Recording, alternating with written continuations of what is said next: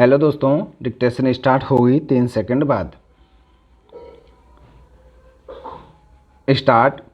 ठीक ही कहा जाता है कि आवश्यकता ही आविष्कार की जननी है। स्टॉप।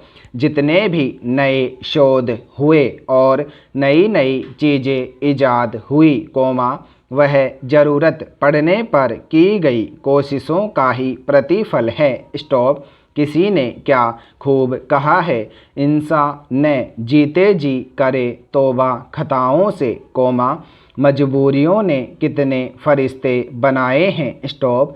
आश्चर्य यही है कि जितने भी संत पैगंबर और सुधारक फरिश्ते हुए हैं वे अधिकतर ज़रूरत और मजबूरियों की ही देन है। स्टॉप। इसलिए कोई ताज्जुब नहीं कि महामारी के दौरान भी कई लोग मजबूरी में पुराने काम को छोड़कर कुछ नया करने की ओर आकर्षित हुए। स्टॉप। जो भी हो आपदा में अवसर ढूंढने का मुहावरा खूब चला। स्टॉप। इस त्रासदी के दौरान कुछ लोगों ने आपदा में भी अवसर तलाश लिया। स्टॉप।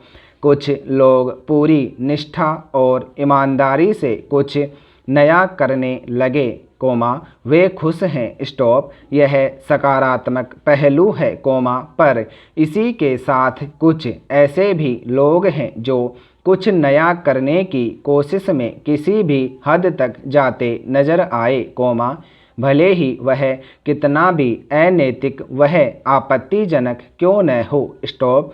यह सच है कि महामारी के लंबे दौर और पूर्णबंदी के कारण बहुत से लोगों का काम छिन गया और लोग बेरोजगार हो गए। स्टॉप। इनमें प्रमुख है निजी स्कूलों के शिक्षक ड्राइवर दुकानों में छोटा मोटा काम करने वाले शादी ब्याह और होटल उद्योग से जुड़े लोग। स्टॉप। यहाँ तक कि बड़ी बड़ी कंपनियों ने अपने कर्मचारियों की छटनी कर दी। स्टॉप।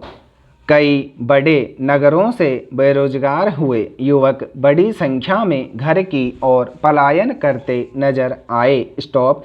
इस बुरे दौर में भी कई ऐसे भी थे जो उदास होकर हाथ पर हाथ रखकर बैठे रहने के बजाय नए काम करते नजर आए। स्टॉप। उन्होंने जीवट दिखाया और नए अवसर तलाशे। स्टॉप। मसलन कई शिक्षक ऑनलाइन ट्यूशन पढ़ाने लगे। स्टॉप। एक व्यक्ति एक डॉक्टर का ड्राइवर था। स्टॉप। काम छूटने के बाद वह बैटरी रिक्शा यानी ई-रिक्शा चलाता नजर आया। स्टॉप। दूसरा पहले अपने वाहन से छोटे बच्चों को स्कूल ले जाता और घर छोड़ता था। स्टॉप। स्कूल बंद हैं तो उसने अपनी वाहन बेचकर अगरबत्ती बनाने की मशीन खरीद ली और अब अगरबत्ती बनाकर बेचता है। स्टॉप। कुछ लोग संगीत का वीडियो बनाकर सोशल मीडिया पर साझा कर रहे हैं। स्टॉप। कुछ लोग योग या शारीरिक सेहत के लिए विभिन्न कसरतों का वीडियो बनाकर उसे बेच रहे हैं। स्टॉप। कुछ परिवार ऐसे भी हैं जो अचार वह पापड़ बनाकर इधर उधर भेजकर पैसे कमा रहे हैं। स्टॉप। ये सभी काम समूह बनाकर इंटरनेट के जरिए या ऑनलाइन हो रहे हैं। स्टॉप। यह महामारी में कार्यरत लोगों का सकारात्मक पक्ष हुआ। स्टॉप। लेकिन इसका दूसरा या भयावह और शर्मनाक पहलू भी है। स्टॉप। कुछ खुदगर्ज और जमाखोरों ने मुनाफा कमाने के लिए बीमारी और मौत में भी अवसर खोजने से बाज नहीं आए। स्टॉप। देश में लाखों लोग संक्रमित हुए और अकस्मात आई इस विपदा से देश में हर चीज़ का संकट और तंगी शुरू हो गई। स्टॉप। दवाई अस्पताल ऑक्सीजन इंजेक्शन अस्पताल एम्बुलेंस शव वाहन की किल्लत और यहाँ तक कि शवों के अंतिम संस्कार करने तक में दिक्कत। स्टॉप। लोग खुली जगहों पर शव दहन करते और दफनाते देखे गए और नदियों में भी शव प्रभावित कर दिया गया। स्टॉप। इसके समांतर तब जरूरी चीज़ों की कमी दिखी तो लोगों ने उनका संग्रहण करके उन्हें ऊंची कीमत पर बेचना शुरू कर दिया। स्टॉप। दवा विक्रेता, नर्स, डॉक्टर से लेकर अस्पताल और समाज के अन्य जमाखोर भी बहती गंगा में हाथ धोकर पैसा लूटने में लग गए। स्टॉप। किसने सोचा था कि आपदा में अवसर ढूंढने की बात का ऐसा दुरुपयोग करेंगे। स्टॉप।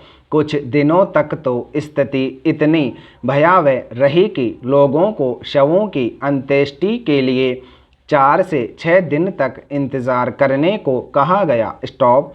शव दहन और अस्थियां देने तक को कमाई का अवसर बना लिया गया। स्टॉप।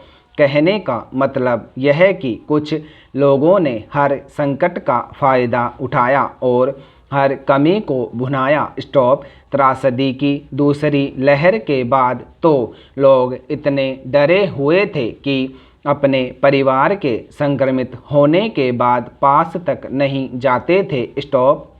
यह नई प्रवृत्ति विकसित हुई, जिससे इंसानियत और संवेदनशीलता गहरे स्तर तक प्रभावित हुई। स्टॉप। पैरा।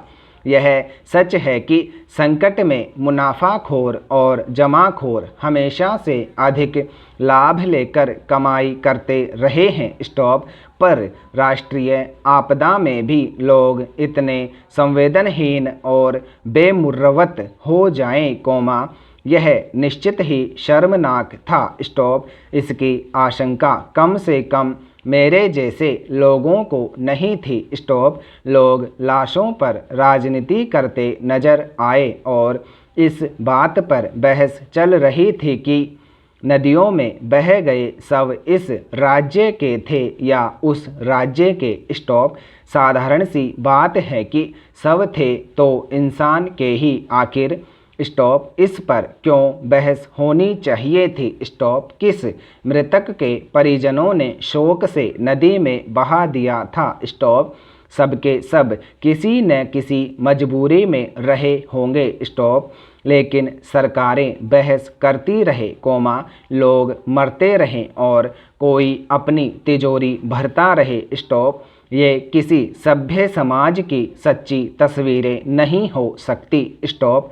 गनीमत है कि कुछ भले लोग भी थे जो हर तरह से लोगों की मदद करते रहे और नए नायकों के रूप में उभर कर सामने आए। स्टॉप। पैरा। राष्ट्रवाद की कोई सार्वभौमिक सर्वसम्मति से निर्धारित परिभाषा नहीं की जा सकती है। स्टॉप। पर समेकित रूप से राष्ट्रवाद एक सामूहिक मातृभूमि के लिए गहरी आस्था का नाम है, जहां नागरिक खुद को एक साझा इतिहास, परंपरा, संस्कृति और भाषा आदि के आधार पर एकत्र मानते हैं। स्टॉप। एक होने की भावना अन्य सभी कारकों से अधिक प्रभावशाली और राष्ट्रीय निष्ठा सभी अस्मिताओं से ऊपर होती है। स्टॉप। देश के विकास, समृद्धि और आर्थिक क्षेत्र की तथा सामरिक विदेशी शक्ति के विरुद्ध मातृभूमि की रक्षा भी राष्ट्रवाद का एक प्रमुख घटक माना जाता है। स्टॉप। पर राष्ट्रवाद को किसी भी स्थिति में धर्म या जाति से कतई न जोड़ा जाए। स्टॉप। राष्ट्रवाद सार्वभौमिक रूप से जातीय संगठन और धर्म से ऊपर होता है। स्टॉप। राष्ट्रवाद या राष्ट्र प्रेम के अंतर्गत किसी व्यक्ति विशेष के प्रति आस्था समाहित नहीं होती। स्टॉप। राष्ट्रीयता की भावना में देश के प्रति लगन, भक्ति और समर्पण ही राष्ट्रवाद को जन्म देता है। स्टॉप। अनेक विचारकों ने राष्ट्रवाद को राष्ट्र के अंदर राजनीतिक और आर्थिक संदर्भों से जोड़ा है। स्टॉप। इतिहास के प्रमुख विचारक बेनेडिक्ट एंडरसन ने कहा है कि राष्ट्रवाद को राजनीतिक विचारधारा से जोड़ने के बजाय उसे सांस्कृतिक विचारधारा से जोड़ा जाना चाहिए। स्टॉप। इसे सामूहिक जन के एकीकरण और राष्ट्रीय चेतना के विकास को प्रबल करने की एक जनधारा माना गया है। स्टॉप।